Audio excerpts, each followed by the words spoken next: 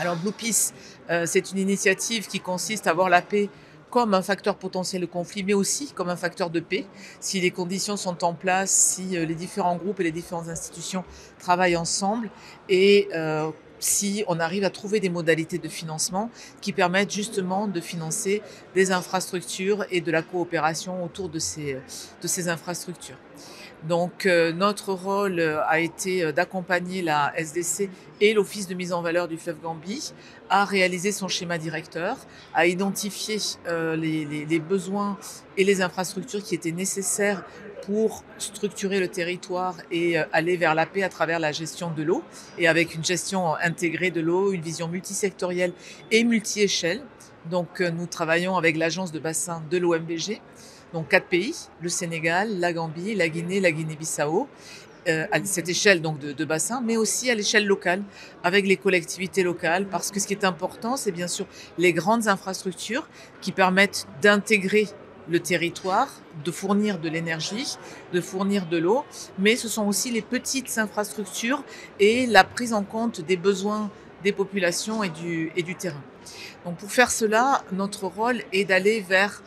d'accompagner l'OMVG et l'ensemble des acteurs et les pays et les États pour aller vers des financements non souverains, c'est-à-dire d'aider à sortir de la dette souveraine, à ne pas gréver encore plus la dette des États, mais à aller vers des financements qui sont notamment l'accès au marché obligataire pour pouvoir faire en sorte que ces infrastructures puissent être financées avec un système de financement récurrent, avec des investisseurs qui sont mobilisés et qui permettent à la fois de financer les grosses infrastructures, mais aussi de prendre en compte les besoins des populations et d'associer les collectivités locales, notamment dans les zones transfrontalières, pour que ces grandes infrastructures soient reliées par du vrai développement local, la création d'emplois, la création d'opportunités économiques pour les jeunes, les femmes et l'ensemble de ces populations-là.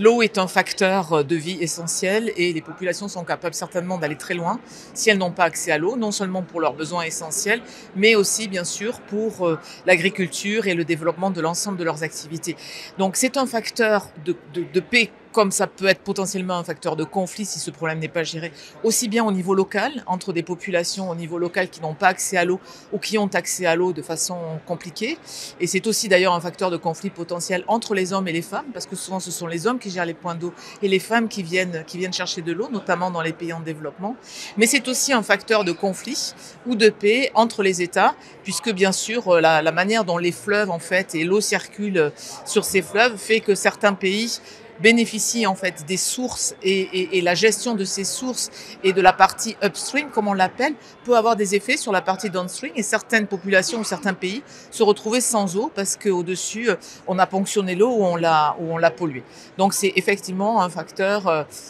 de paix, mais auquel il faut faire très attention parce que sinon il peut très vite dériver en conflit.